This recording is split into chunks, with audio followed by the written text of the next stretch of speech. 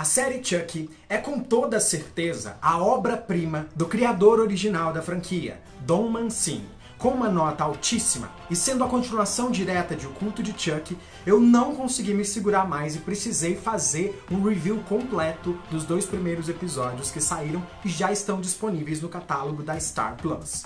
No vídeo de hoje, vamos falar sobre a série Chucky.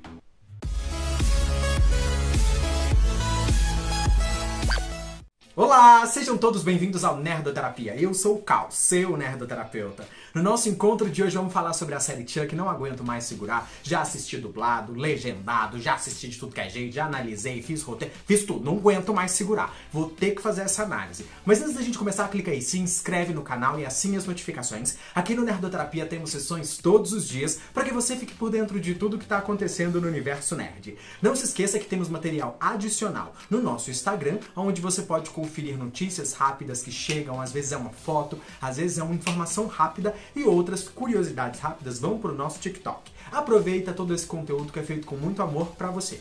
No nosso salve de hoje eu gostaria de mandar um salve para o Vando, que está aqui em todos os vídeos do canal. Se teve uma pessoa que me apoiou desde o começo, foi ele, e eu acho que é muito gratificante ter um inscrito como você, estando todos os dias aqui, fazendo comentários super criativos, bem-humorados, inclusive no dia que eu não tô bem. Muito obrigado pelo seu apoio, uma beijoca pra você! A série Chucky é a continuação direta de O Culto de Chucky, o 7º filme da franquia. A gente teve um soft reboot depois disso, que o Don Mancini começou a se envolver e virou uma treta que virou outra treta, e se você quiser eu te explico essa treta em outro vídeo, deixa aqui nos comentários pra mim, mas o Don Mancini entendeu que a obra dele, Brinquedo Assassino, Child's Play, precisava ter a cara dele. E ele queria pegar tudo, mostrar que sabia trabalhar, e o sci-fi ajudou ele a produzir essa série incrível. Na série nós acompanhamos Jake Wheeler, um jovem adolescente de 14 anos, vivido pelo ator Zachary Arthur. O Jake é um jovem artista LGBTQIA+, que mora com seu pai. A sua mãe faleceu em um acidente e o pai dele é absurdamente homofóbico. O Jake adquiriu Chucky em um encontro com uma mulher logo ali tendo um bazar, desses bazares de rua que são muito populares nos Estados Unidos, onde a pessoa abre a garagem ali, entrega as coisas ou coloca na porta de casa. Ele consegue o Chucky por uma pechincha, sem saber o que eram os good guys, o que era o brinquedo em si. Um fator que eu já quero destacar aqui é que, muito possivelmente, essa história é reflexo da história do próprio Don Mancini, criador do Chucky, que foi uma criança LGBTQIA+. Quando nós vemos que o Jake é muito apegado aos bonecos e creepy, nós vemos uma similaridade muito forte com o próprio Don Mancini, que não pôde trazer essa abordagem na época, porque nos anos 80 ele viveu muito ataque, principalmente por ser uma pessoa LGBT. Eu não sei se você sabe, mas o próprio filme Brinquedo Assassino ele foi muito difamado pelo simples fato que o criador era gay. E então, após essa breve apresentação do Jake, nós somos apresentados a toda a esfera familiar dele. O pai é homofóbico, e logo em seguida ele já avisa que o irmão dele vai vir no mesmo dia, que aí tem um primo chato, e tem todo um rolê super chato, e o Jake tem que interagir com essas pessoas. Essa interação acaba chegando num limite que o Jake não consegue mais lidar com a situação. O pai dele, inclusive, diz que ele não vai poder ter mais nenhum boneco dentro de casa, o que faz ele levar o Chuck para a escola. E aí a criança que já sofria bullying começa a sofrer mais bullying ainda por causa do boneco, porque ainda marca ele como uma pessoa importante. Então nós temos várias cenas super interessantes. Nós temos a cena de bullying dentro da escola, nós temos uma cena com o pai dele, e aí nós temos a apresentação de uma menina malvada, que é a Lexi. A Lexi, para perseguir o Jake, ela faz uma vaquinha online falando que a criança está numa situação de pobreza absurda. É uma prática para atacar pessoas LGBTs dos Estados Unidos, muito comum, inclusive.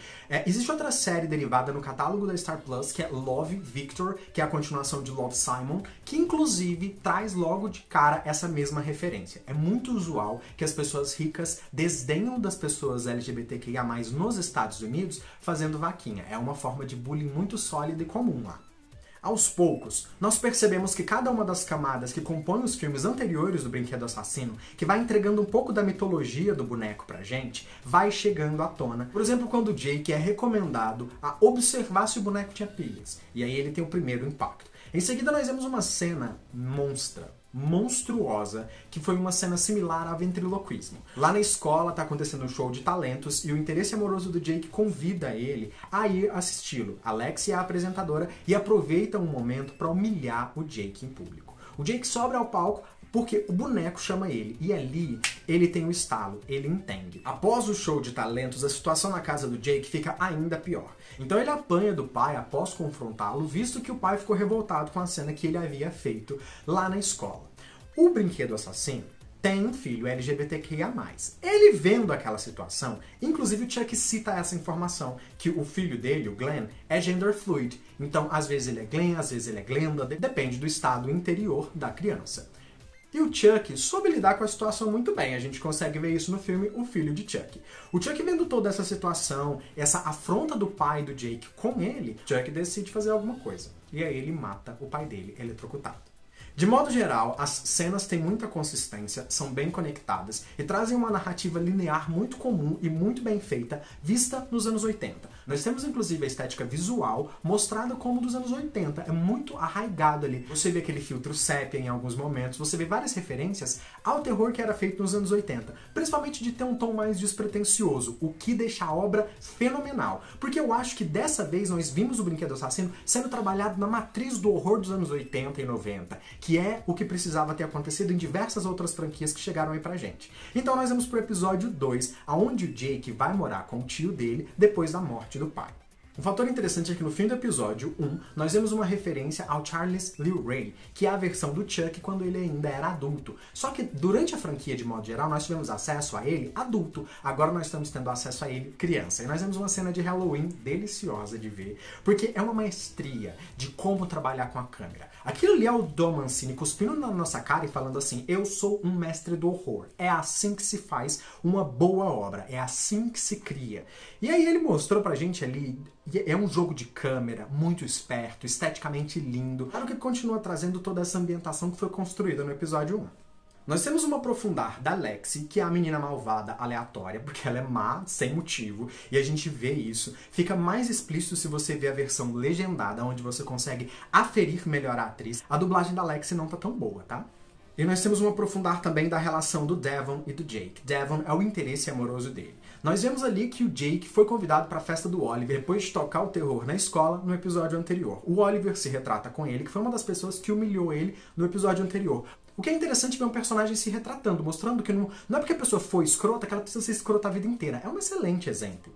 E então o Don Mancini tira as garrinhas e mostra que a série é tiro, porrada e bomba. O Chuck sai fantasiado de Hello Kitty pro Halloween e faz uma gostosura ou travessura, que no final é uma grande travessura, mas deliciosa de se ver. E enquanto nós vamos explorar da relação do Jake com o Devon, tá todo dentro de um conflito porque o Jake sabe o problema que o Chuck representa para todo mundo.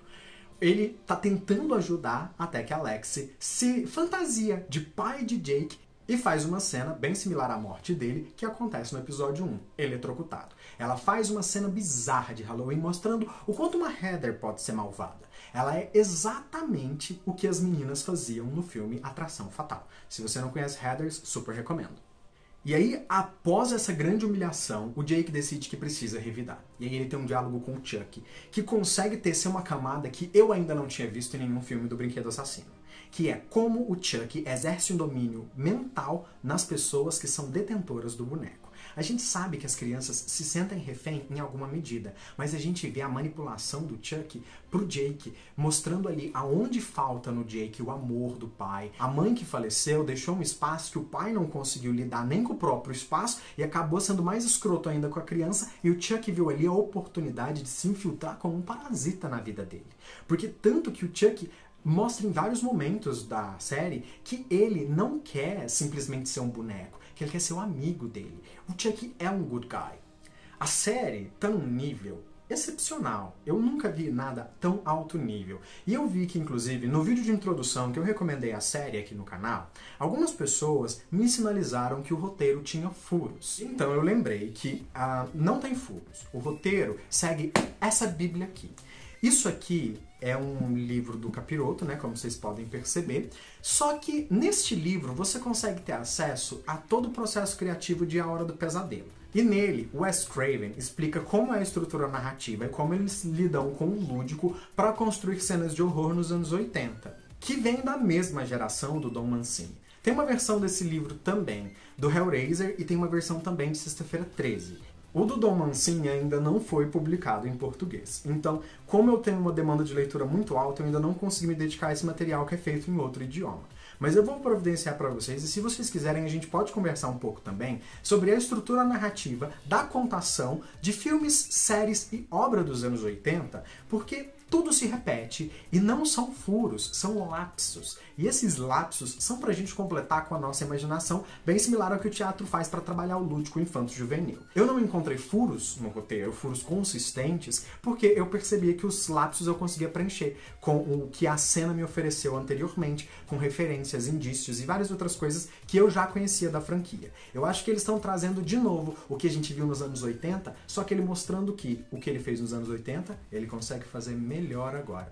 E eu aplaudo de pé, assim, vocês vão ver que até terminar essa temporada eu vou sair com a tatuagem do brinquedo assassino ainda. Escreve o que eu tô falando. Mas se você quer continuar acompanhando essa tour, clica aí, se inscreve no canal e assine as notificações. Aqui no Nerdoterapia temos sessões todos os dias para que você fique por dentro de tudo que tá acontecendo no universo nerd. Eu sou Cal Oliver, este foi o Nerdoterapia. Até a nossa próxima sessão.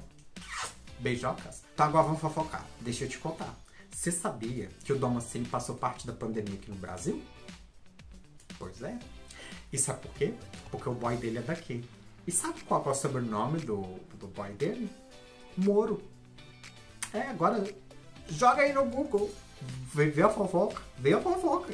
Conecta. Moro, Dom Mancini, o jovem. Conecta, você vai entender. Eu vou lá. Beijocas.